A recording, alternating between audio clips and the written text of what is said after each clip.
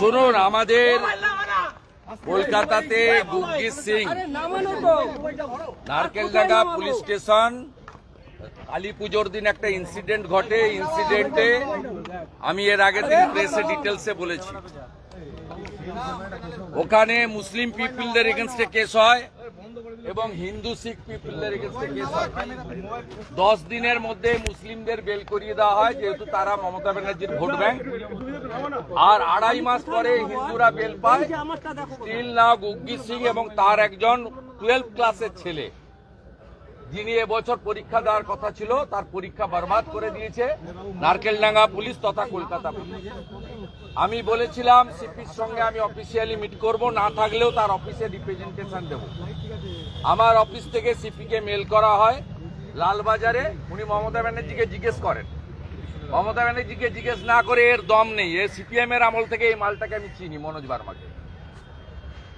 এ পশ্চিম মেদিনীপুরে যেভাবে অত্যাচার করেছে ট্রাইবেলদের উপরে এবং কুর্মীদের উপরে, যেভাবে হেমব্রম, হাঁসদা, টুডু, মাঝি এবং মাহাতোদেরকে ঝুলিয়ে ঝুলিয়ে মারত, I know him very well, this Manoj Barma culprit.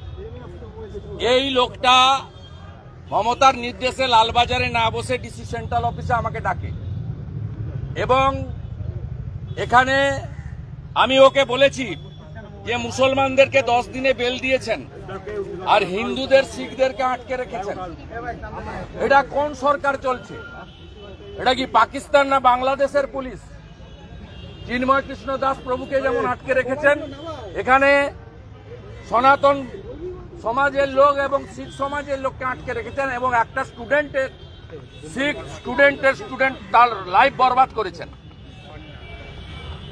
একটা কেসে বেল পেয়েছে, হাইকোর্ট কলকাতা পুলিশ নারকেলডাঙ্গা পুলিশকে কন্ডেম করেছে।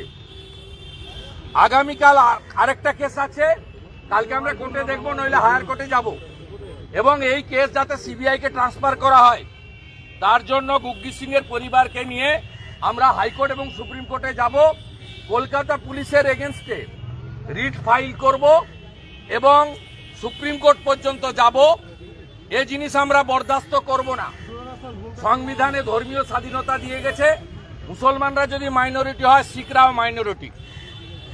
কলকাতার উপরে দাঁড়িয়ে পশ্চিমবঙ্গ পুলিশ কলকাতা পুলিশকে দিয়ে শিখদের উপরে এই ধরনের অত্যাচার আমরা মানি না। তাই আমরা বুকে গুরজিৎ সিং, যাকে প্রেসিডেন্সি জেলে তার ছেলে সহ ধরে রাখা হয়েছে, লুধিয়ানা থেকে ধরে আনা হয়েছে।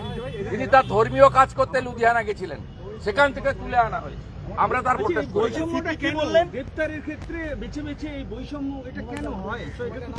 এখানে মুসলিম লীগ 2 সরকার চলছে, অ্যাপিজমেন্টের সরকার, তুষ্টিকরণের সরকার। পাকিস্তানে সবে বরাতে 1 দিন ছুটি থাকে, পশ্চিমবঙ্গে 2 দিন ছুটি থাকে।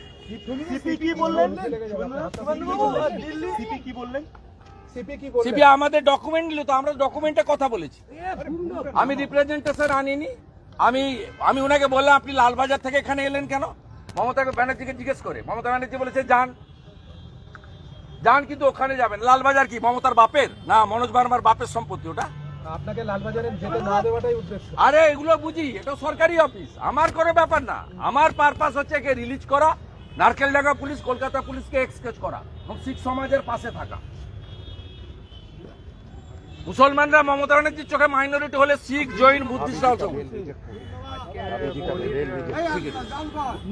হাইকোর্ট মে যাও, হাইকোর্ট মে চলে যাও। দেবাংশু বসাকের ডিভিশন বেঞ্চ, তারা বলছেন যাদের কাছে Aadhaar card, voter card, ration card আছে তারাও নাগরিক, এই মুহূর্তে তারা বাংলাদেশ থেকে এসছে। তিনিও এই আশঙ্কা প্রকাশ করছেন। শুনুন, আলটিমেটলি তো জাজই হন, এমএলএ হন, এমপি হন, মন্ত্রী হন, আর পুলিশে কাজ করুন, আর সরকারি আমলাই হন, প্রত্যেকেই তো মানুষ। আপনিও, যার হুঁশ আছে সেই মানুষ। প্রত্যেকেই সংবেদনশীল, কি হচ্ছে সবাই জানে, তাই তিনি এই মন্তব্য করেছেন। রেলমন্ত্রীর পদত্যাগের দাবি উঠছে বিভিন্ন মহল থেকে, দিল্লি স্টেশন, তার আগের বিভিন্ন স্টেশনের। কে তুলছে দাবি? কে বিরোধীটা? কে? তৃণমূল। জ্ঞানেশ্বরী কাণ্ডে যখন ছত্রধর মাহাতো 119 জনকে মেরে ফেলেছিল, তখন মমতা ব্যানার্জি পদত্যাগ করেছিলেন। সেই ছত্রধর মাহাতো এখন তৃণমূলের রাজ্য সম্পাদক। বলছি দিল্লিতে কে বসবেন, কিছু কিছু দিল্লিতে মুখ্যমন্ত্রী কে হবেন, মানে এটা নিয়ে আরো জল্পনা চলছে। ঠিক আছে, ঠিক আছে।